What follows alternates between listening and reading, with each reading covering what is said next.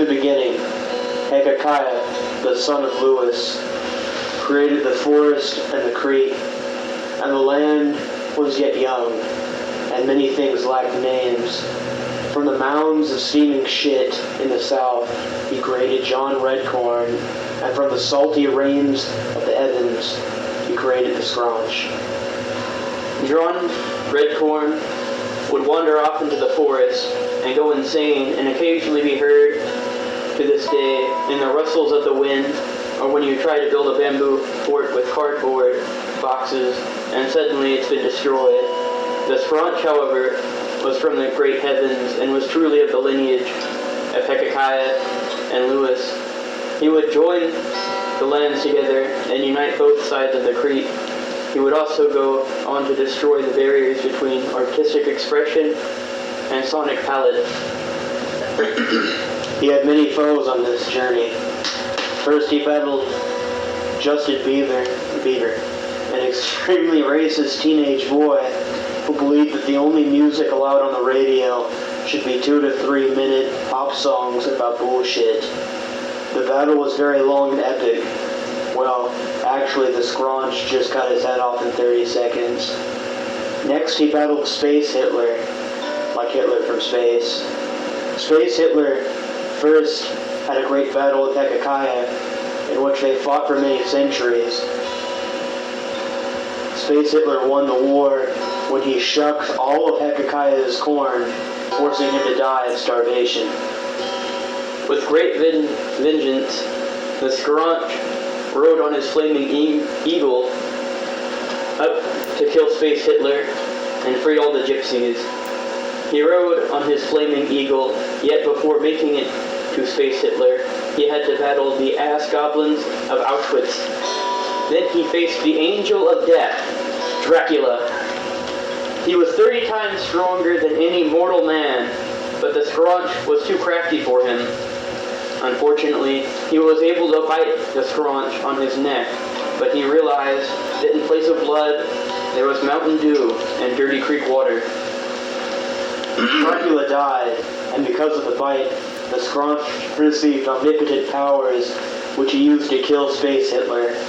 He then traveled down to hell,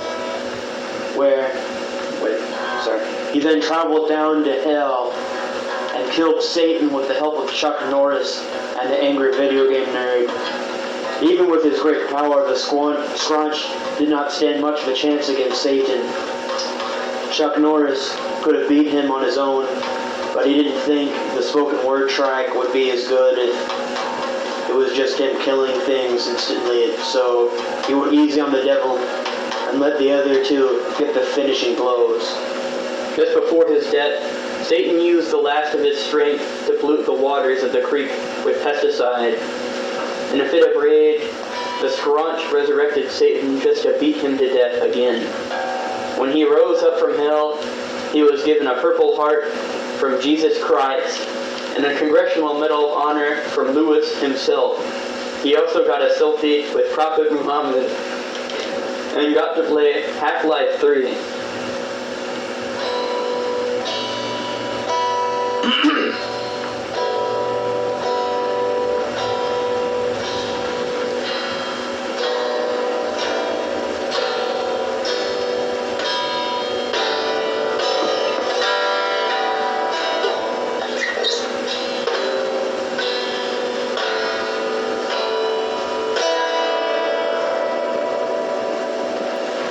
Now we will tell of his greatest and final battle. The Spider King was a being that lacked physical form. They are a spiritual amalgamation of fear and evil.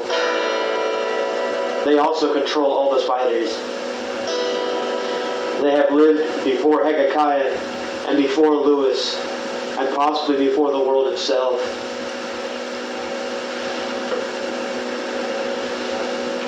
Spider King is only one of their latest titles. Every 1,000 centuries, their name changes to fit the narrative of current dread. Their power in the deepest and darkest depths of the forest was greater than that of Satan, Space Hitler, and Justin Bieber combined. The scraunch thought they were kind, of a douchebag because as Justin Bieber was forcing his opinion on people and Space Hitler just wanted to win a war. Even Satan had his reasons for being evil. The Spider King, on the other hand, was just an asshole who existed for the purpose of being evil and spreading fear. Kind of cringe. Though obtaining the holy staff, Oakwood, and through mastering his power to control the elements of the universe, the Scraunch decided he was ready to face the Spider King.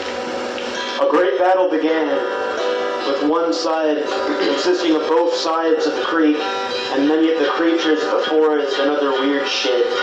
Even John Redcorn stepped out of the shadows to help. On the other side was the Spider King, the members of its cult, its disgusting, terrifying warriors, and 48 quadrillion spiders.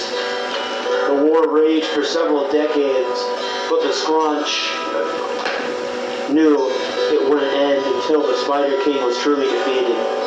He decided there was no point in the war lasting hundreds of years, like how his father's war did with Space Hitler. So he traveled to the Spider King's labyrinth to fight him head on and to end the war.